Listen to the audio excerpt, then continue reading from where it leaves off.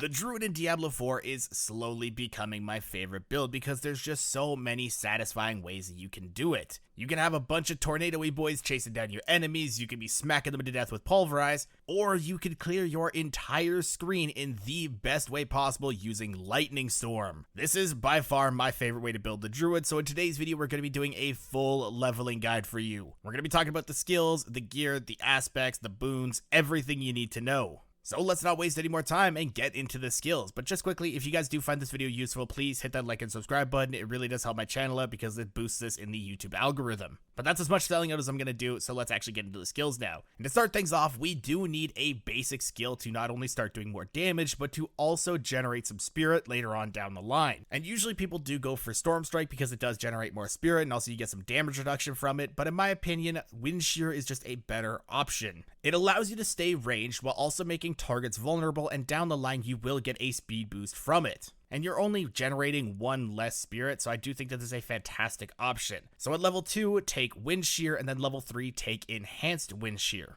But now we have enough points where we can actually start to unlock Lightning Storm. And this is where things really start to get fun because this is a fantastic area of effectability that does so much damage to basically everything around you. It also does have some decent single target damage, so you're not going to be really struggling against elites. And we're also going to be adding in the movement speed ability from Wind Shear to get you a little bit faster. The Druid is very immobile, especially early on, so any speed boosts are always welcome. So at 4, take Lightning Storm. Level 5, Enhanced Lightning Storm. Level 6, Raging Lightning Storm. And then level 7, Fierce Wind Shear. Going forward though, let's start adding damage and also get you some defenses. This is going to be levels 8 through 17. Now this is very basic stuff, it's just getting what we can here to set up for easier leveling, you know, killing mobs faster and also being able to take a punch, because if you're dying too often, that's no fun. So at levels 8, 9, 10, and 11, you're just all taking Lightning Storm. You want this to be doing as much damage as possible, so getting these early levels in is very good. Then level 12, take Cyclone Armor. Level 13, Enhanced Cyclone Armor. Level 14, 15, and 16, Nature's Reach. And then level 17, Blood Howl. After that, we can start to add in more utility and also more damage, because who doesn't like doing more damage? This is going to be levels 18 through 21, and this is actually where we're going to be picking up Hurricane, so this will make it that any mobs that get too close to you will take extra damage. They're also going to be getting vulnerable sometimes. This is just a really good thing to have, especially against elites and bosses, because more damage against them is always welcome. And we also are going to be taking Enhanced Blood Howl here, so every time you kill a mob, you are going to be reducing the cooldown of it, allowing us to spam it in some fights, because it is going to make you tankier. So at level 18, take Enhanced Blood Howl. Level 19, Hurricane. Level 20, Enhanced Hurricane. And then level 21, Natural Hurricane. Moving on though, we can get your key passive, more utility, and more tankiness. And here we're hitting a stage in the build where we're trying to tick a few boxes. We're trying to round everything out as best as we can in order to keep you leveling at a steady pace. So this is going to seem like it's all over the place, because it kind of is. So level 22, 23, and 24 take Elemental Exposure. Level 25, 26, and 27 take Defiance. Level 28, 29, and 30, Circle of Life.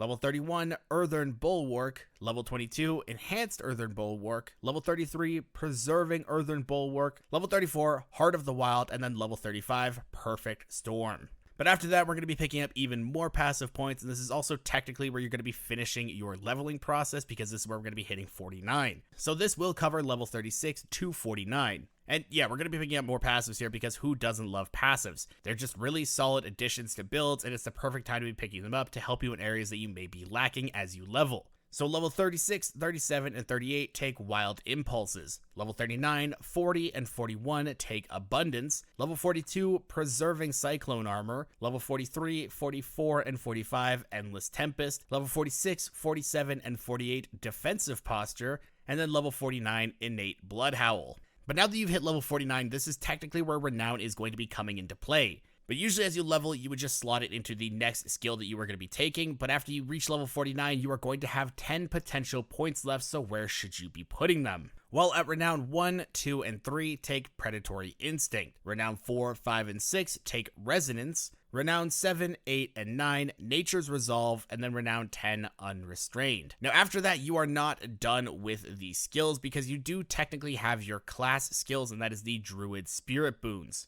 Now, as you finish the questline in Turdula, you are going to be able to start getting your spirits. And the first one that you're going to want to take is the Eagle Spirit and get Scythe Talons. This is going to increase your critical strike chance. It's going to be doing more damage as you level. Damage is always welcome. Next up, you are going to be unlocking the Deer Spirit and taking Weariness, so that you take 10% reduced damage from elites, making you tankier, making you better in fights. Not dying is always a bonus. After that, take the Wolf Spirit and get Calamity. This extends the duration of your ultimate skills by 25%. Now, you are not going to be running an ultimate skill with this as you level up. The ultimate skill that you would be taking is Grizzly Rage, and you don't need that until you actually find Tempest Roar. Until you find that, you're going to be running Earthen Bulwark to make you even tankier and to bounce off some of the aspects that I will be talking about later. So this technically isn't a big priority until you find Tempest Roar.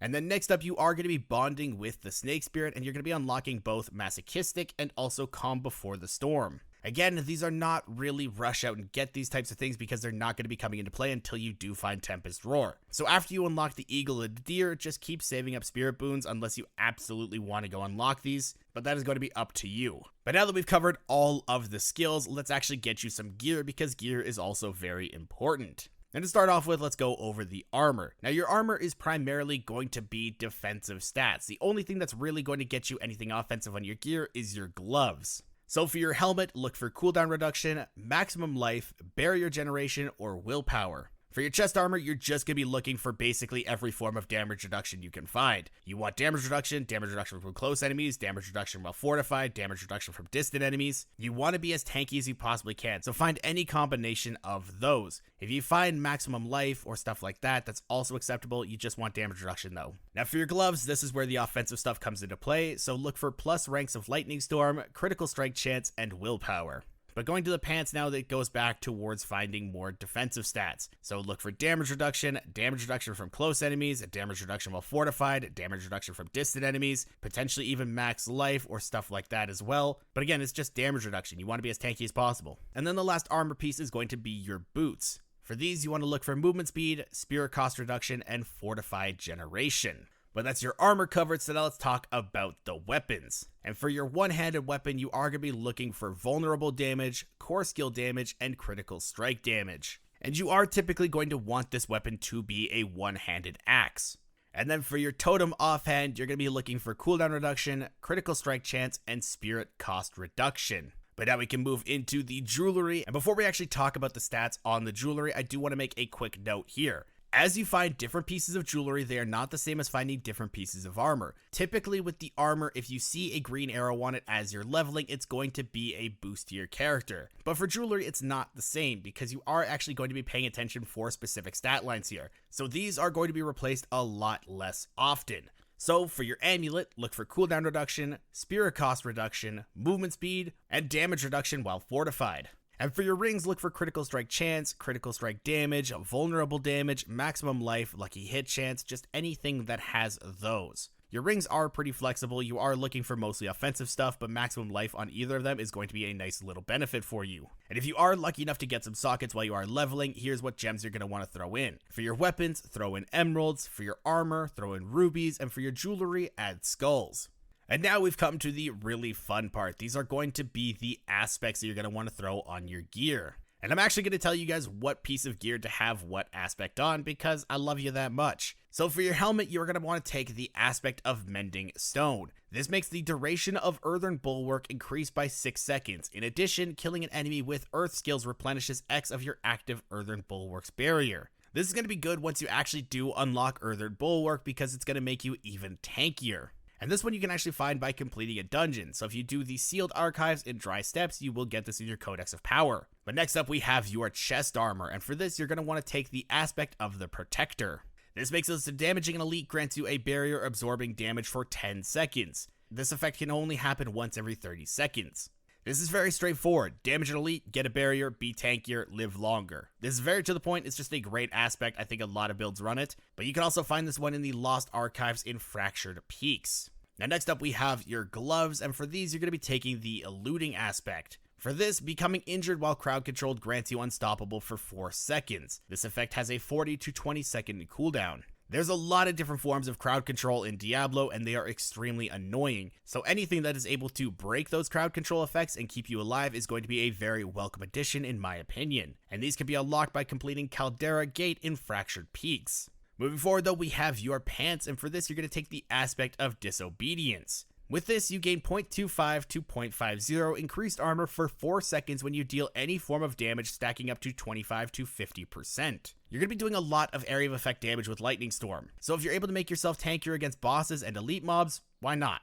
And this one can be unlocked by completing Halls of the Dam in Kyrgyzstan. Now next up we got your boots, and for this one you're going to be taking a Ghost Walker aspect. With this, while unstoppable and for 4 seconds after, you gain 10 to 25 increased movement speed and can move freely through enemies. I've mentioned it before, the Druid is very immobile. You only really have your built-in dash on the class, so anything that can help you avoid any incoming attacks or anything like that is going to be very, very helpful. And also being able to move freely through enemies is just a nice little cherry on top. And this one can be unlocked by completing Broken Bulwark in Skosklen. Moving into your weapon though, this is going to be the aspect of Retaliation. With this, your core skills deal up to 20 to 40% increased damage based on your amount of Fortify. You have a bunch of ways to fortify yourself in this build, so you're going to be getting a nice little damage increase every single time that happens. It's just a really good addition to this build. And you can get this by completing Seaside Descent in Dry Steppes. Moving on to your amulet though, we've got the Overcharged aspect. This gives you a lucky hit aspect and up to a 10 to 20% chance to deal lightning damage to overload the target for 3 seconds, causing any direct damage you deal to them to pulse and deal additional damage to surrounding enemies.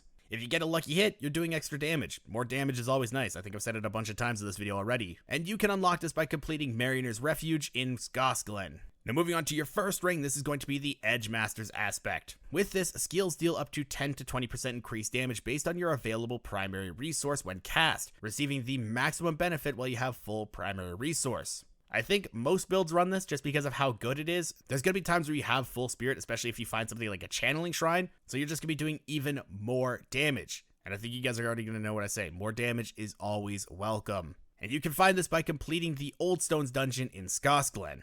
And for your second ring, you're going to be taking the aspect of the Umbral. This makes it so you restore 1 to 4 of your primary resource when you crowd control an enemy. It doesn't seem like this, but this build actually does have some form of crowd control, so you are going to be able to cast your Lightning Storm a lot more often when you do have this. It is going to be coming later on once you do find Tempest Roar, because then it's going to be bouncing off everything like that, but it can happen earlier. And if it does happen, you're getting more spirits, so you're going to be able to cast more Lightning Storms. It's just a really good addition to the build. And you can get this by completing Champion's Demise in Dry Steppes. And the last one is going to be on your offhand, and this is the Lightning Dancers aspect. This makes it so that Lightning Storm critical strikes spawn 3 dancing bolts that seek enemies in the area, dealing lightning damage to them. You're going to be doing a lot of critical strike damage to enemies, so you're going to be getting a lot of these dancing bolts, and that's going to help you with even more AOE clear speed. But I will put this quick note here. I put this on the offhand because you're typically only going to find this towards the end of your leveling, because it is not unlocked through a dungeon. By then, you should have found at least 2 of them, and then you could put it onto a very solid offhand that you have found. That'll really help you transition into World Tier 3, and then while you're going through that, you should hopefully find another one, and then you can throw it onto the new offhand and go into World Tier 4. If you are not able to find multiple of these, then switch the Lightning Dancers aspect onto an amulet or a ring in order to have that longer,